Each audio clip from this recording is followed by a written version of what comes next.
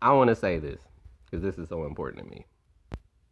This chick recently I was talking to, she's not just a chick, she's a tarot card reader, called me Mister Smiley. Y'all don't know how big of a deal it is when you call me Mister Smiley. Because it's like automatic respect. And that's all I be asking for. But I don't verbally ask for it. It's just one of those unspoken rules, which I've talked to y'all about before. It's a lot of unspoken rules. Like, that should just be automatic. To me, in my mind, as a logical person, I would think if I've never disrespected you, you don't have no reason to disrespect me. But some people are just flat out disrespectful and act like they don't know that shit about themselves. Like, who the fuck raised you? Did you have your mother and your father throughout your entire life or most of your life? How much? What's the percentage of how much you had mommy and daddy there? Because I be wanting to know when niggas act like that. Who raised them? How did you turn out like that? You know, but most people, you can't even go that deep with them to get that far to get to the answer. And that's why I'm okay with just being alone. I'm okay with being alone. So if they're telling themselves, oh, I don't talk to him, I don't hang out with him, I showed him, you didn't show me shit but what I already knew about you. That you a fucked up person and you got fucked up ways. And you disguise those ways that's fucked up with shit like, oh, well, I work here. Or I don't give a where you work don't change the fact you a fucked up person. You can have $1 million and still be a fucked up person.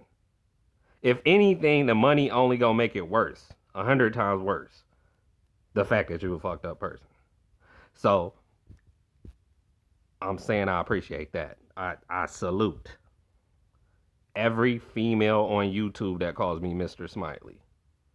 Cause it's not like I got on YouTube and was like, hey, you must call me Mister Smiley. Every female on YouTube if you speak to me.